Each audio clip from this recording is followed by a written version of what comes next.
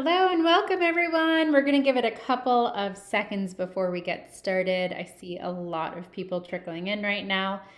So yeah, we'll just stay tuned and we'll get started shortly. Thank you for everyone for joining this evening.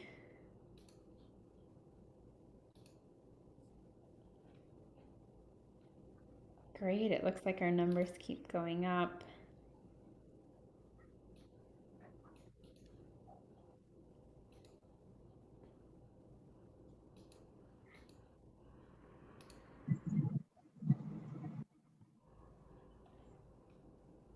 Awesome. Welcome everyone coming in. Um, I know that a lot of you, it's later in the evening, so thank you again for joining. And thank you to our judges for joining as well. So welcome to the Tiger Global Case Competition 2021. This year it is the Future of Mobility. So we call it TGCC for short, and TGCC is actually the largest global virtual case competition for high school students. So quite exciting. And this year we have some incredible sponsors. I'm sure a lot of you have heard of some of these names. Our principal partner is Tiger Global Management, official sponsor PwC, global partner M&G Investments, and then of course we are powered by Crimson Education. So TGCC is an opportunity for students 13 to 18 to actually step into the shoes of strategy consulting and solve for a real business challenge. We are 100% virtual. You can compete from anywhere in the world. And as part of TGCC, you're going to have a lot of opportunities for top workshops to build your skills in analyzing this business case and presenting your solutions. And you're going to be presenting to this incredible panel of judges who are with us tonight. So competitors, you're going to kind of work with teams, of course, 2 to 4 students to crack the case. At the moment, we're actually at 2,355 registrations from 58 countries. So this is pretty incredible just how global this competition is right now. So a very incredible opportunity for all of you. So we have 769 teams in total. If you have not registered yet, it is still open. So registrations do close on Tuesday, August 23rd. So I'm going to introduce myself quickly. So my name's Anjali, and I am the North America Managing Director for Crimson Education, and I'm going to be your host today. I'm based in the New York City area. I am in New Jersey, and I'm excited for you to meet all of these judges that you have here. So this session is going to be a chance for you to actually know who you're presenting to when you do this incredible analysis, if you are fortunate to make it to the live regional North America qualifying round. So before we fully get started, a couple of housekeeping notes that I wanted to mention. This session is going to be about 30 minutes long. We are not going to be using the chat function, so don't ask questions there. Instead, actually go to the Q&A box, which is awesome because we can actually upvote and answer the questions that are the most popular. If you have any questions just about TGCC, how it works, anything on registration, we actually have 2 members of the TGCC team who are on the back end. So they are here to answer any of your logistics questions or anything that has popped to your mind as you've gone through the website, registered, and so on. So definitely, ask any of those questions in the Q&A box. And we definitely encourage this as well. And then you are also going to have the opportunity to ask questions of your judges for the final 10 minutes of the webinar. So you can also drop any questions that you have for the judges, their backgrounds, things you want to know into the Q&A. And if you see a question you want to hear answered, go ahead and upvote it. So I'm about to kind of introduce our actual judges, the panelists today, but we'd also like to learn a little bit about you. So we're going to be dropping in 3 polls. So let us know the answers to these questions. So the first one is live. Have you registered yet? We're also going to be asking what region you're in right now, what year in school you are, and then, yeah, of course, have you registered or not?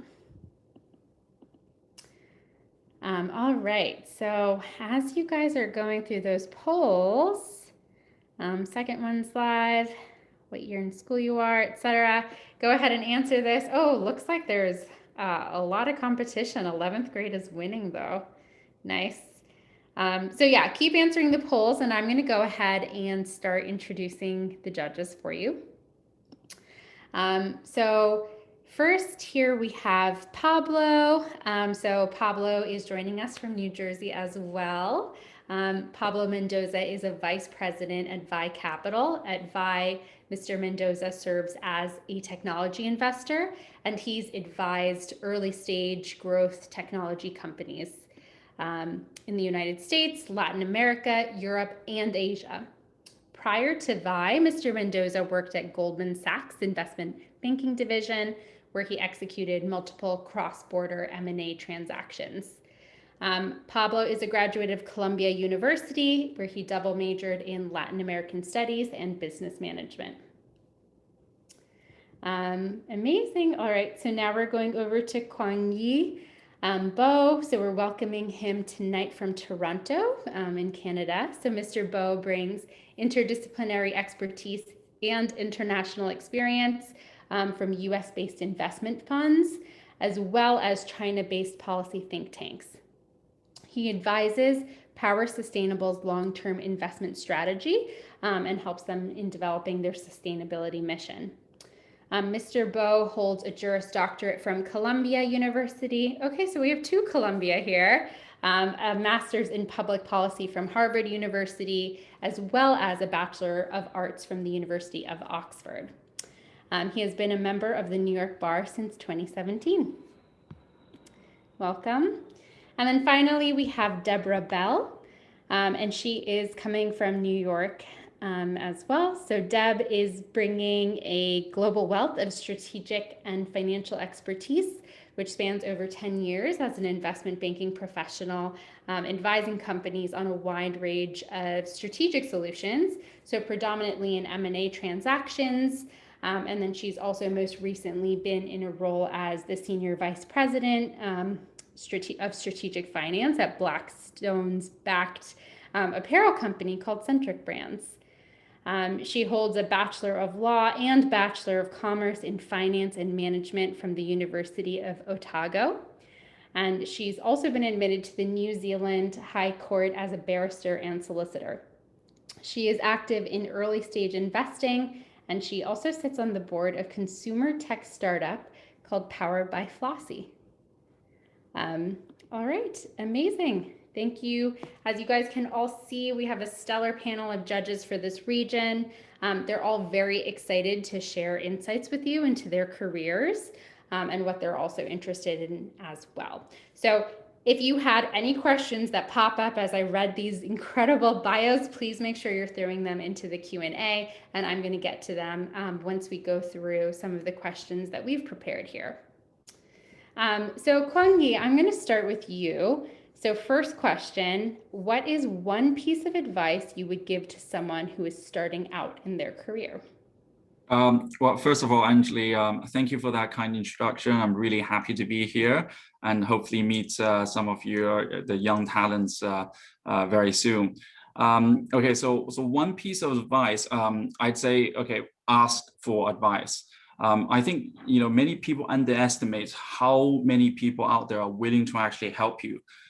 When you are young, this is the time when you should be taking and not giving, so that you can later on make better contributions in the future. And nobody can really succeed on their own. So the more advice you can get, the better. So find yourself good mentors. Surround yourself with people that inspire you. And the good thing today is it's very easy to do, right? If you got a LinkedIn account, you got Facebook, you got anything, you can just send them a friend request. And so don't be afraid. Don't ever be shy to ask and reach out. Yeah, I think that's such a good piece of advice, especially, as we're seeing with this competition, the world has become so global. And so you're no longer limited to mentors who you happen Yeah. to meet because they're in your area. You know, like you said, you can use LinkedIn, find someone who has a similar interest as you or background and learn about their career. So, Yeah, and if you um, read all these stories of successful people, right, like they'll talk about how they perchance met someone that really changed their lives, and sometimes just takes literally an email. And yeah, so you don't have to sit and wait. Just reach out.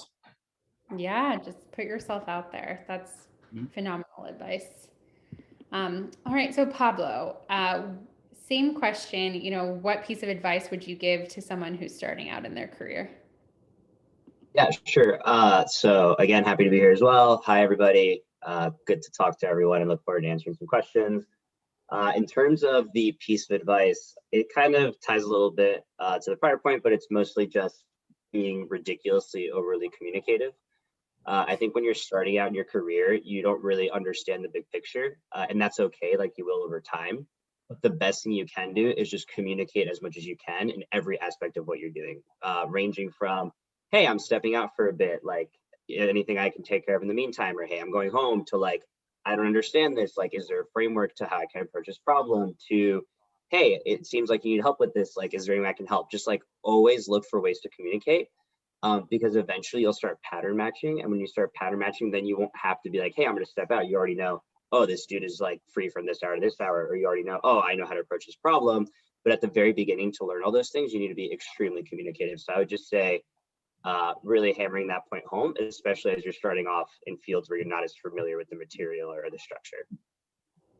Yeah, and I will say, as someone who's been a manager to new grads, that's so appreciated to just kind of know what they are struggling with or what they have questions on. Deborah, going over to you, what is the most important skill or lesson that you hope that these students will learn from the TGCC competition?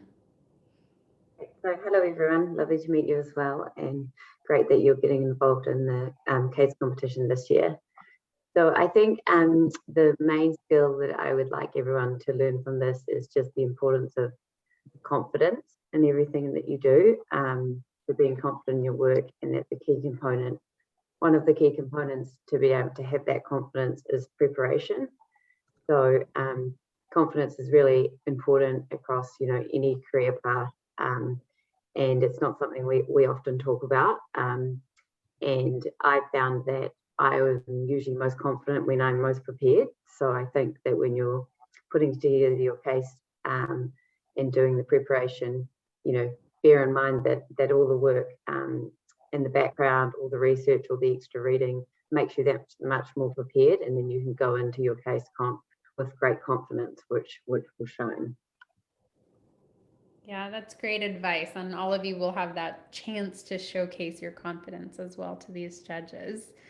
So keep that in mind, how you can kind of make sure you're as well prepared as possible. Pablo, I'm going to go back to you now and ask a more personal question. What do you like most about your career? Yeah, that's a great question.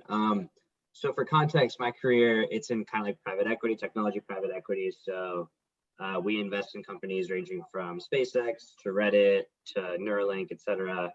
And I think my favorite part about my job is being able to interact with really, really intellectually stimulating and competent people, but at the same time, be able to do it over a broad range of very acute projects. And so I think I basically get to, do everything from look at fintech to look at space to like think about brains all in one day. And I get to communicate with kind of people who know what they're talking about. And so I think my favorite part about my job is it's very much a constant learning game.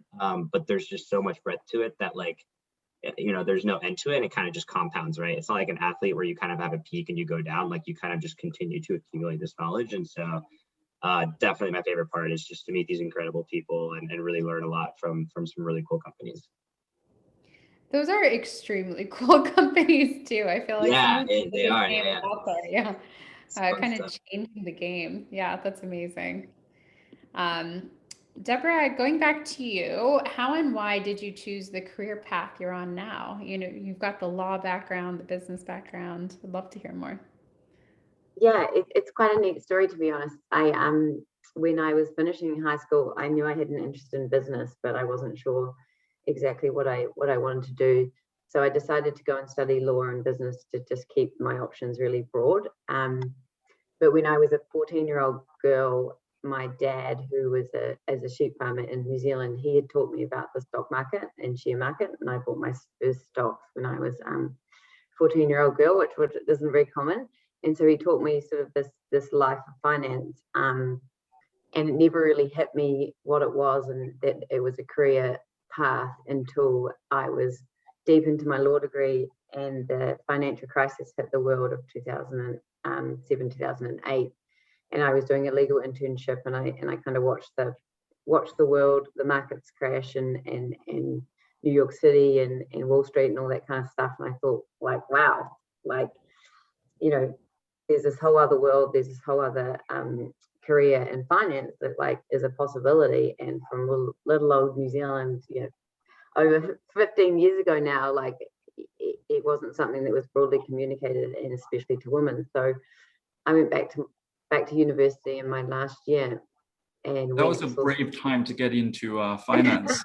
Most people yeah, are getting into law or something else. It was. So I went back to university, went and spoke to some finance professors about different paths, and given I had an interest in business, they sort of said, well, what about investment banking, mergers and acquisitions, because it's finance based, but it's really business centric too. So I said, yeah, like let's do it. And you're right. I had to go work as a lawyer for a year while the markets picked up, and then the end of 2010, some of the investment banks in New Zealand were hiring, and I got a role as an analyst doing M&A, and then I kind of never looked back. Worked in New Zealand, Australia, and the US, and then I've kind of done full circle because I always had that core business interest. Now I've gone in-house to work with one company, but that's my story of my career journey so far. Hey, it's pretty amazing. You've been able to span very different fields, but then also working within different countries, which, yeah, that provides a lot of, I think, stretch experiences where you're out of your comfort zone constantly, and you learn so much because of that.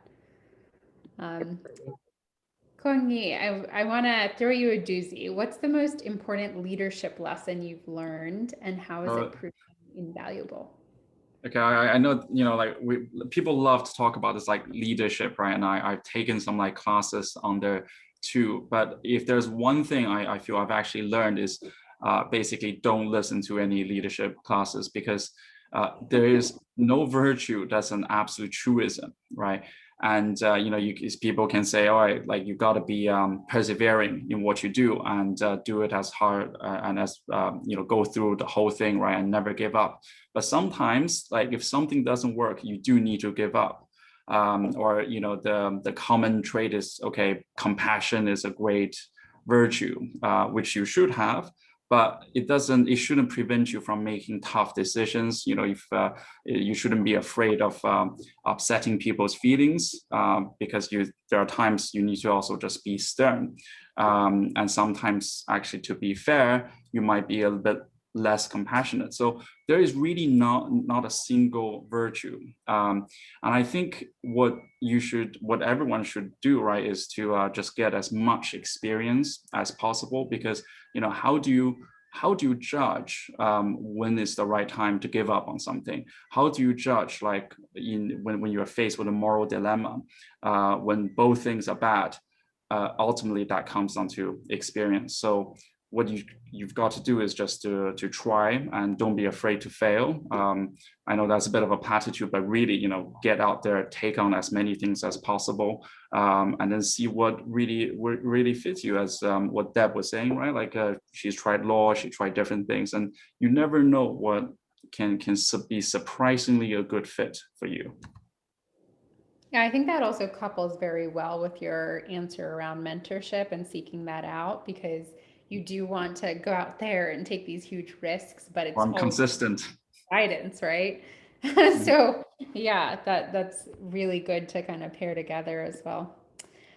Keeping on this topic of like risks, Pablo, how did you learn to embrace risk taking? A really funny question. So the way that I like to think about risk, and this is probably I'm trying to think about risk. So I would say it's kind of a process. The first is to like get educated and develop a thesis. The second is to go at it, and the third is to iterate on it. And so I think when you think about risk taking, you kind of want to look at upsides and downsides, and you also want to look at how confident you are. So one example could be physical, right? Where it's like, oh, I want to take a risk and get good at swimming, right? So then you say, okay, I'm going to take lessons swimming and blah, blah. And then you enforce that process and you take that risk, or you say, hey, I'm going to make this investment. I'm going to read up a lot and like get educated. And then you take an asymmetric risk and then you iterate on it. You kind of reflect back on it every month, every 2 months, every 3 months. And you kind of like just assess, hey, is my theory playing out? Is it not? What does that mean? And the last thing on that is to be patient. So if you swim and you have a bad swim day and you have or even 2 bad swim days, like that shouldn't really keep you from trying over a long period of time. And if anything, you should probably just reflect on, oh, could I swim better? Or could I have a better routine, etc. I think the same thing goes for careers, for investing, for banking. It's just really creating a structure and like iterating on it. And then when taking risks, just make sure that there's you're kind of maximizing upside and minimizing downside. Asymmetric is the opposite. It means binary, so it either breaks or it works. But it depends on the context at that point, I guess. But yeah, so just structure it and take risks. It's fun. Yeah, I like hearing that you actually have a full approach to taking those risks as well. Oh yeah. So at my age, I'm all about the asymmetric risks. I'm like, if it either won't work or it'll work really, really, really well, I love those. Those are really fun. Yeah. Well, you're in the right career. Yeah. All right, I'm going to switch over to some of the audience questions. So we have the most upvoted question here. Can we hear a bit about some of the more difficult times, so obstacles or failures in your career? So maybe I will pass it to you, Kwang-Yi.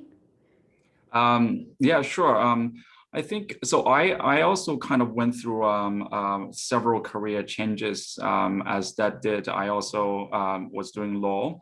And I switched to finance. And I think at that juncture, it was a little bit weird because most people have gone through, the kind of standard training, like Pablo, you did, right? 2 years of IBD, like going into finance. So you were definitely at a disadvantage because what my training was in public policy and law was quite a different ball game. And the first job I did, I was at a hedge fund in New York, and I was trying to find a bridge between the legal dimension into finance, and that for me was I was doing this strategy called Side Pockets, really analyzing a lot of legal outcomes. And the reason I decided to make that change, and by the way, I still didn't know what I was going to do, and whether I would even like finance. I'm not naturally good at numbers, but I thought it was the flexibility of being in finance, of giving you exposure to different things, sort of touching back on what Pablo was saying, and that became more and more exciting. But still, I think the constant issue I always grappled with was there was not a job that I absolutely loved or that naturally fit for what I felt I could contribute. But then you learn to gradually evolve that, and you learn to gradually create and carve out your own path. And ultimately, you don't have to be confined by what professions, what job descriptions there are. And if you just keep your own head and get your mentors, and you'll find your own path. So I hope that's an answer. Yeah, no, absolutely. I think sharing moments where you're vulnerable are very helpful for all the students on this call, just because everyone does go through these decisions. What do I really want to do? Can I change a career? And to hear of someone who did it, it gives inspiration when someone's at that crossroads in the future. Mm. Deb, is there a book that helped you or had a great impact in your career? Yeah, so I know we have a global audience on the phone, but the book I always give my departing analysts when they have left investment banking to go on to other things, private equity or other areas, is a book called Legacy, and it's a book about the New Zealand All Blacks. So it's is a sports team. And it's a really great book because it talks about this high performing sports team and the culture and the work ethic and the themes, which can also be applicable in business and your career. So I find that sometimes when you're reading about sports teams or sports biographies, there's a lot of skills that professional sports people have that people that want to build beautiful careers can also apply, and that one is kind of really special and unique for me. So that's one I'd recommend. Yeah, good timing with the Olympics too. I feel like the athletics stories are so compelling for many different pieces of life. Great. All right. So this question really could go to any of the three of you. Advice to get into banking and investing. And I see another question about private equity. I'm going to actually merge those. So this person asking about private equity is also curious about if your degrees really matter. So how does that tie into the investment banking advice piece as well? I'll throw it to you first, Pablo. Cool. So if you're doing banking, so from a major perspective, you definitely want to go to a target school, that being like top tier Ivy. If you do not go to a top tier school, then I highly suggest you major in financial economics. It's still possible, but you're definitely gonna want to major. So target school, your major is not absolutely necessary, but kind of helpful. Non-target school definitely has to be a financial econ major background. GPA, target school, minimum 3.5, non-target school, probably higher. And then extracurricular involvement is really the big differentiator. So ideally, you'd be the president or in charge of 2 extracurricular organizations, of which most likely one of those is going to be business related. And it's like, this is all important because this is all stuff you start working on day 1 of college, just because you to become president of an extracurricular club by recruiting time, like you have to start early. And so I'd say all of those get you into the banking room interview. From there, you interview, then you get your internships. And so I'd say like that's kind of the background you want to build for yourself in terms of interviewing for banking. When it comes into getting for private equity, at that point, no one really cares what school you went to. The backgrounds that you usually have to get into private equity either you have an investment banking background, you probably were a founder at some point and built a business and then became a partner for a firm. Or you were a top student undergrad or have some graduate degree that you use to then lateral in through a specialty, right? And those are a bit more nuanced, and I would say they're not the primary path, but they do exist. But I would say the standard private equity path would be 2 years investment banking and then you recruit out. So I would say target non-target school isn't as important for private equity as much as it is like what your background in business is at that point. So that would be my general, and I'll let either of you guys jump in to correct me or add any points, because I think I kind of give a very like aggressive perspective. So happy to get any thoughts. I think that's definitely the standard, right? You do 2 years of pretty solid training in any of these big banks, so you learn the basics, and then many people go for 2 years of MBA, or you can do your CFA, and then your horizon is pretty broadly open, right? And you can go into VC, PE, any of these different segments, or like if you're a trader, go into a hedge fund type kind of thing. But I do also think that you shouldn't feel if you haven't gone on one of those paths, or if you didn't study economics in undergrad. I think none of that is necessarily a negative.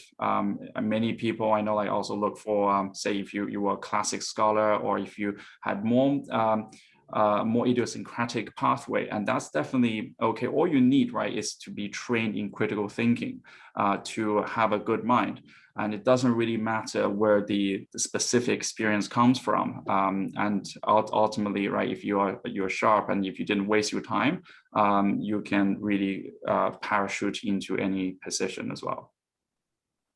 Yeah, I also add from the Crimson perspective, it's just easier from certain schools to have these opportunities. So you're going to have tons of investment banks or PE firms come to you versus you going out there and constantly trying to get to New York and meet with people. So I would optimize for that if you already know that is the path that you want to take. All right, well, I know we're coming close to time, so I'm just gonna ask one last question and then we can wrap it up. So Deb, what made you want to be a part of the judging process for TGCC? I just think it's a really cool thing that Crimson and Tiger are doing. So yeah, I was approached by one of the board members of Crimson to ask, who's actually my cousin, if I'd be interested. And yeah, I feel like I've been involved in a lot of case competitions in my investment banking career. You know, the interns and training for full times. But I just think it's really neat that there's an opportunity for you guys at the high school level to be able to do a case comp like this. And yeah, I'm really excited to see the work that you will do. Yeah, absolutely. I'm very excited to hear the pitches as well.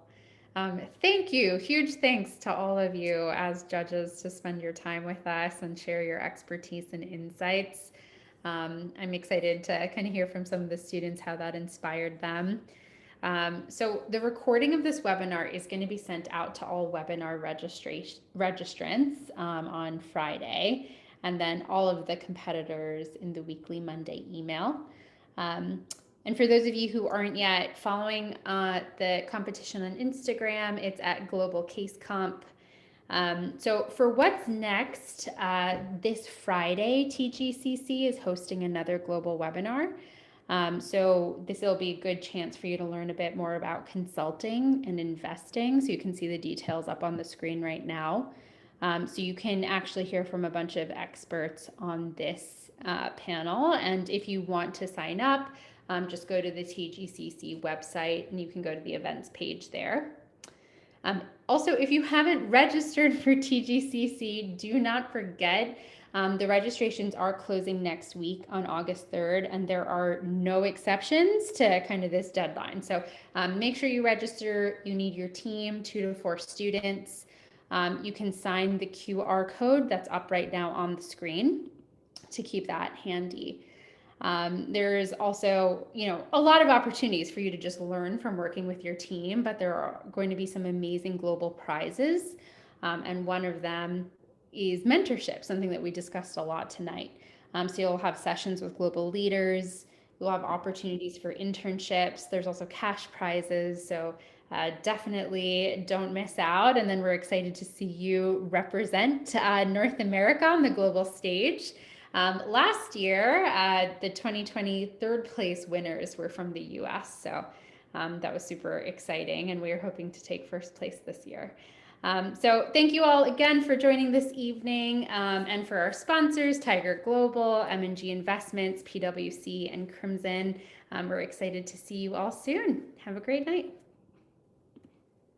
Thank you. Thank you. I guess.